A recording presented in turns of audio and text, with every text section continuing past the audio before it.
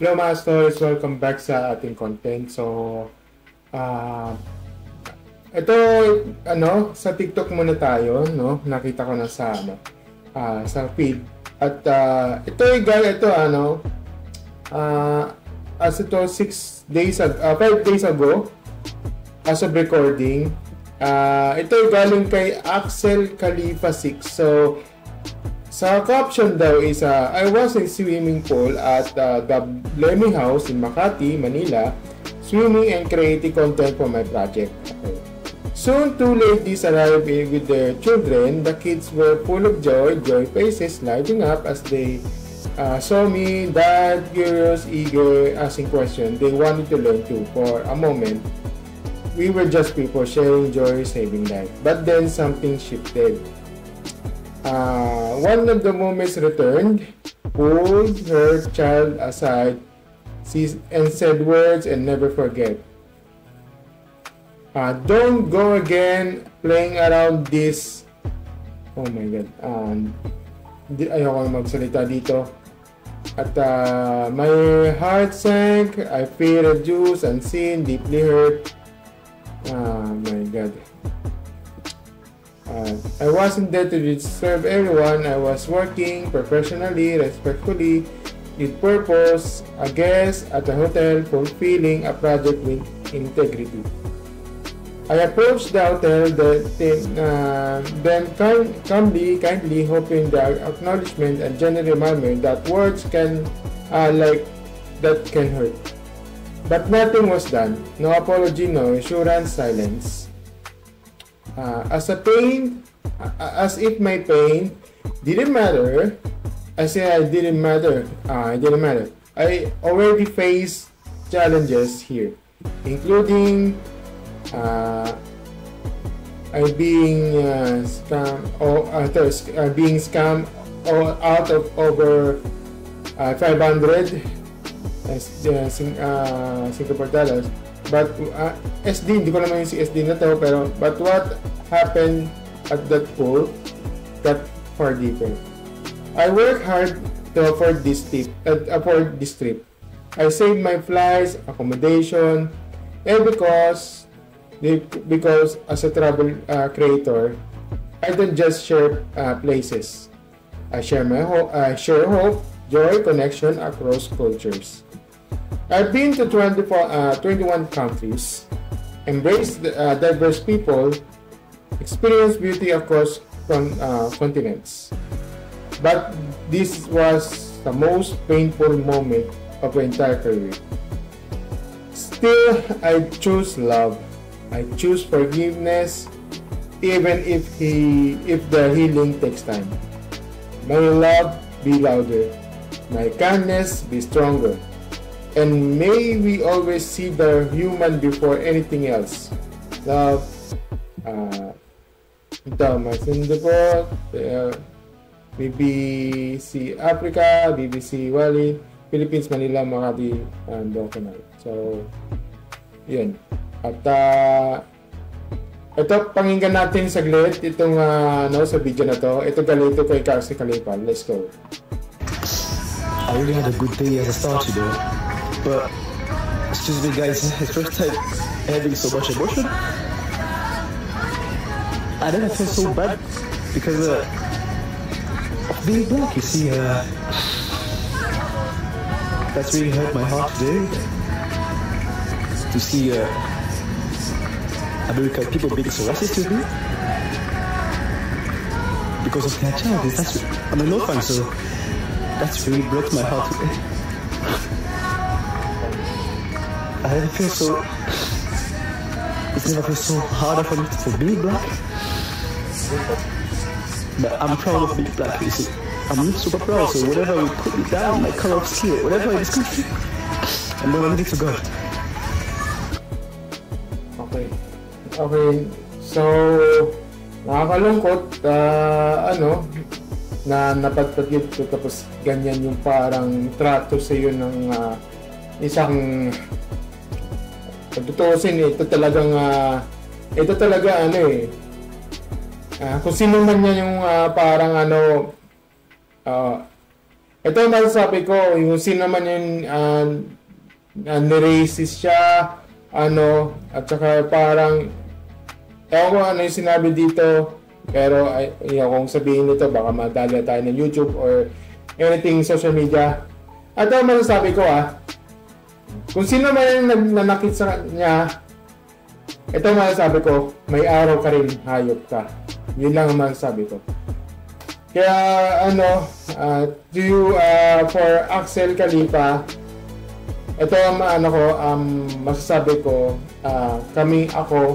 ako, mga kababayan ko, my fellow Filipinos out there, fellow Filipinos, behalf of this incident, yung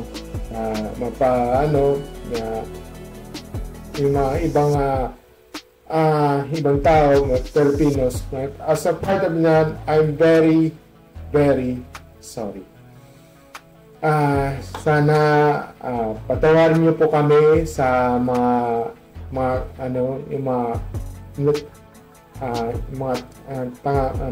inutil mga ganyan.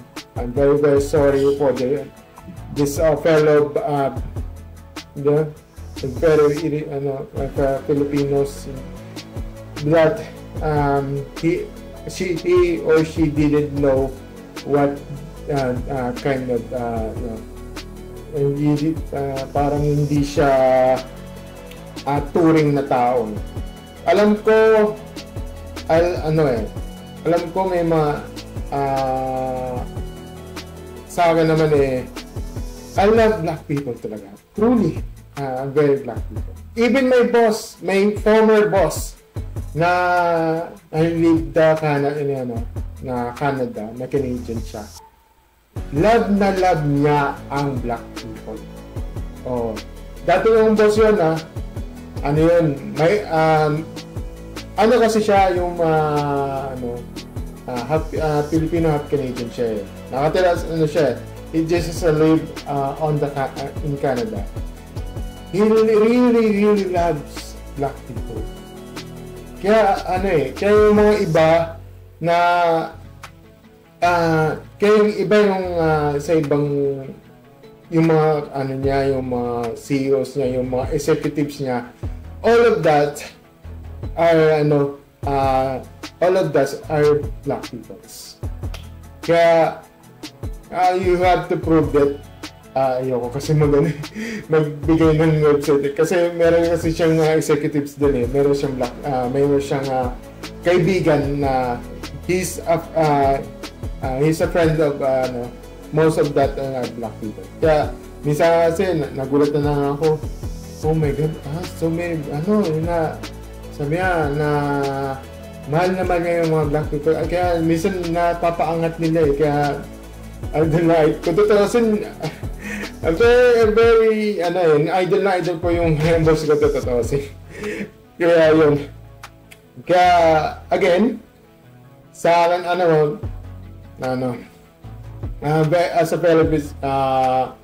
as a fellow Filipinos including me, kahit na rin ako, ang masasabi ko lang again I'm truly, deeply apologize, na-apologize humingi ako na paumanhin, sorry, at hindi ko ginusto yung ganyang attitude na towards sa'yo.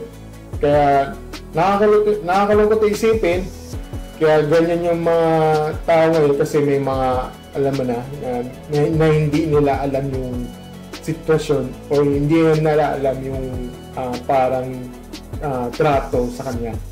Parang kung tutusin yung mga ganyan parang trato nila yung parang hayop nakakalungkot, pero may mga ganyan talaga. Kaya ako, ang masasabi ko may pag-pray na lang natin sa mga ganyang lalo na sa social media. Malamang may dito, may magti-trigger may isa dito. Bakit ka nga apologize, hindi ka naman ikaw ang black. Ayun nga mga yan. Katulad yan. Nakakalungkot, diba? Yan talaga yung mga taong ganyan na parang gini-guilt trip na ibang, diba? Guilt trip. yung mga ganyang audios na ano, or nakakalungkot. At yun lang ano ko masasabi ko. At basahin na lang natin yung mga comments dito sa ano, at sabi nga dito, he said American, not Filipino people. Many did not finish that video. It's impossible for the Filipinos to discriminate black men because we are not looking what color they are. Every person welcoming whatever their nationality is. Okay, sige, sabihin natin hindi Pilipino, pero hindi natin kasi alam eh. Na isang American, naiintindihan ko naman, kaso may mga talagang tayo, medyo pagdating sa, sabi niya kasi dito sa caption na pagdating sa na kindly acknowledge yung nga lang, parang wala siya, parang wala lang, apology, ganito, nakakalungkot, di ba? Minsan nga yung mga bata hindi nga alam eh. May masabi lang kasi pag nakakita ka sila ng mga black American or black people, may mga sasabi talaga na yung mga bata na N-word, hindi natin masisisi yun kasi hindi nila alam yung mga bata doon na hindi sila parang na-inform, na hindi sila pinaaral for that. Nakakalungkot, diba?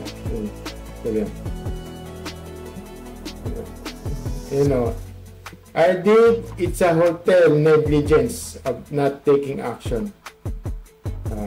He said is American, not people, not Filipino.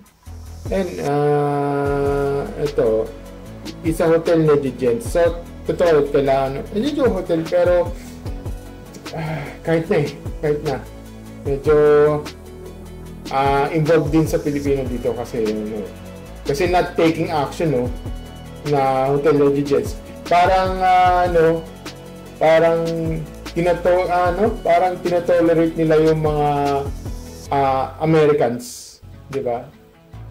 Tinotolerate yung mga Americans diyan. Kaya involved talaga ang Pilipino. Yan. Kaya kung sino sana yung yung sino management nitong hotel na to, kailangan natin ng taking action for that kasi hindi maganda yon, diba? Sabi niya, they refuse to say anything, to do anything for him kasi may mga Pilipino pa rin ang kapag puti ba ang tingin Damentary Willie, sana man lang pinagsabihan ng racism is not allowed. And we should respect each other. Kaso for sure, natakot baka mawalan trabaho pag tinuwid ang mali. Yun nga, yung mga talagang may mga ganyan na kasi natatakot sila. Totoo yan. Kahit sabi mo, have to taking accountability, pero malagay sila sa alanganin at tama nga kayo, mawalan sila ng trabaho. Alam mo, totoo nga na mahirap maganap ng trabaho, tapos yun yung mangyayari. Nakakalungkot, pero that's a reality. Alam ko na mahal nila ang trabaho, pero wala na tayong magagawa kasi if ever na mawalan sila ng trabaho, saan sila maghahanap? Maghahanap. Mahirap maghanap, tututusin. Mahabot ng 1 year, 2 years. Kala mo 1 year, 2 years, mahirap maghanap. Mahirap kumita ng pera, diba? Kaya sa ganitong sitwasyon wala silang magagawa, diba? Empleyado sila diba? Hindi sila maano. Kaya katulad nito, sabi ni Miss Angela na I'm so sorry for need to experience such discrimination from the Filipino. Shame on that person for not having a good heart. Keep being positive. There's more Filipino out there. I still admire you. Sending hearts. Bro, okay, so your son is a word. Okay. Makalungkot. Ayun na. At comprehension please. American sabi niya hindi Filipino. Well, nga naman, Filipino yung nasa concept. But sa mga apologize, please make it about kapag ignore na hotel staff. Kaya nga, kaya kami as a fellow as well, dahil nga sa yung pag hindi sila hospitable sa mga sa staff. Kaya involved tayo doon, 'di ba? Involved tayo doon. Kasi hindi tayo naging accountability towards him eh.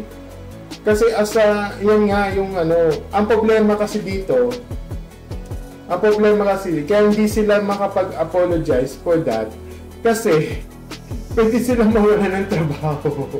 Di ba? Yun lang yun eh. Oo, nasaan siya? Oo, American yung nagsabihan siya ng ganoon. Pero, yung parang Pilipino tapos pagsabihin mo yun dyan, pwede silang mawala ng trabaho eh. Di ba? Kaya minsan talaga, pagka nakakita ng I'm very sorry po yun. Tapos baka sipin yung mga ng isang Amerikano. Baka tawagan pa ng ng manager eh. Tapos tuturo eh, bakit, why do you apologize of that person? Ganyan. Diba? Diba? Kaya minsan talaga, involved na rin tayo dyan eh. So, not always, don't mind it, just enjoy staying in Philippines. American ladies daw po sabi nga dito, American ladies daw po yung racist sa kanya. Kaso nung lumapit siya sa management ng place, which is sa mga Pilipino, kung nasan siya, walang action. Kasi yun nga yung point ko dun eh, na walang action, walang accountability sa mga incident na yun. Kaya ako, in behalf of the Filipino, I would like to apologize for that. Diba? Kaya nakakalungkot. Kaya may mga talagang ganyan na baka sabihin ng iba, baka sabihin itong content na, ganito pala yung ganito pala yung Pilipino, walang accountability. So, sinabihan lang ako ng yung racist ng ganito, isang kano, diba? Isang puti, kala mo na puti na masunog ka sana. Yun, sabi kaya yung ibang Pilipino na hindi binibigyan ng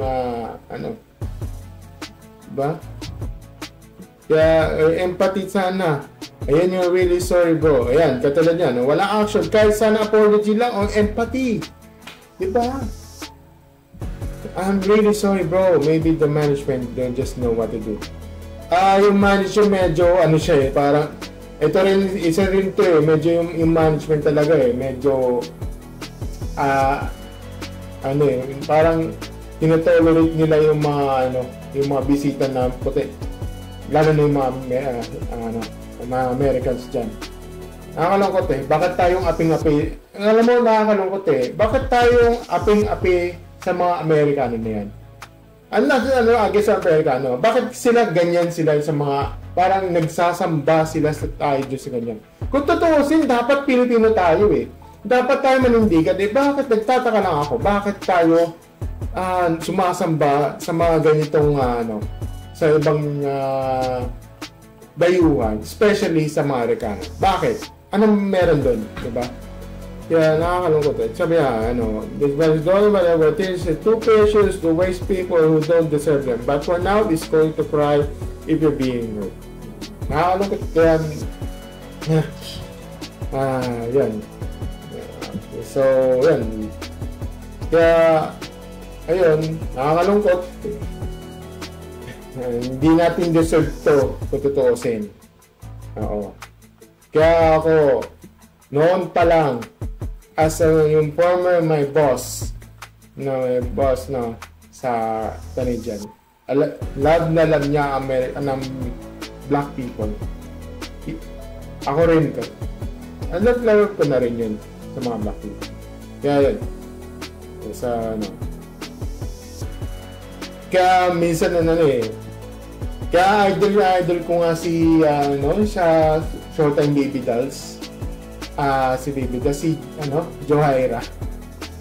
Kung di mo kilala yun, hanapin mo yun. Idol ko yun. Oo. Yan. Kaya ang daming yun, sa Makati. Just sa Makati. Guys, don't worry friend. Kami nga taga Mindanao. Nag-discriminate ng mga... Oh, okay, sige. Kahit isa ka rin pala eh. Nag-discriminate kahit hindi nga nakakalungkot. Isa ka rin eh. Dapat huwag tayo mag-discriminate ng each other. Diba? Sa mula natin sa Luzon, kahit saan lugar sa Pilipinas, may toxic na tao. Tsaka hindi naman Pilipino na mamaya sa kanya eh. American woman yung racist sa kanya. Oo nga eh. Alam mo, hindi lang American. Hindi lang hindi American na. Mostly talaga sa mga Korea. Yun talaga racism. Oo. Ano yan nakwento na yan eh. Yung isang cast ng Squid Game Season 1. Kinuwento niya about sa racism doon, na discriminate siya doon ng malala doon. Alam mo yan, pinagtagaga yung isang senior citizen ng isang Korea. Pinapalabas siya sa bus, pero hindi siya pinulungan ng mga ibang tao. Alam mo, ganun kalala yun, di ba? Tapos hindi sila nag-story, walang apologize. Oh my God, yan ang ayaw ko dun eh. Tapos yung isa tapos yung isa na discriminated dahil sa walang ilaw, alam ko yun eh. Umugot na naman ako ng issue para dyan. Tagal na yun, tapos mahinaran, nalalaman ko yung battle of balo YouTube niya, balo ganito, ganyan. Mag-uugot na naman ng story. Ay nako, ayaw na, tapos na yun, okay? So, yun. Yun lang yung masasabi ko at yun lang masasabi ko. Again, I'm sorry kay Axel Khalifa sa on behalf of my Filipino na hindi naman naging accountability ng isang staff ng management. Kami nang humingi ng sorry sa inyo. Hi everyone. I don't really reply or give attention to the media. But at this point, I guess I gotta clear the air. So many things happened, but the worst was the racism experience that I faced. I choose to leave the country, but I got refused from boarding or checking in at the airport, saying that I need a visa, which I was aware of that I don't need one. I went back to the hotel where I was. They gave me a free stay, and I'm grateful for that. The money that I was supposed to pay for the stay, I had used it to share love with the people around. On the last video that you saw, I went to the cemetery. I shared the little thing that I had because I know what it's feel to be hungry. I'm a travel influencer. I travel for a living. I have done a lot of collaboration around the world, exactly in 21 countries. My friends living in the US, they saw what I was facing here. They choose to make a GoFund for me, so I can have another flight, and also at the same time have another stay, since I lost also my stay in the country I was going to. Be thankful to everyone who liked my videos, who shared it, all the support that I got from different countries, different continents, without choosing who I was, or my color of skin, or anything. Thank you so much for that. But people should try also to have complete information before putting a judgment that can make someone go through depression, as I'm going through depression. Thank you so much. I love you all. Yun ang masasabi ko, and thank you, and see you next video. Bye.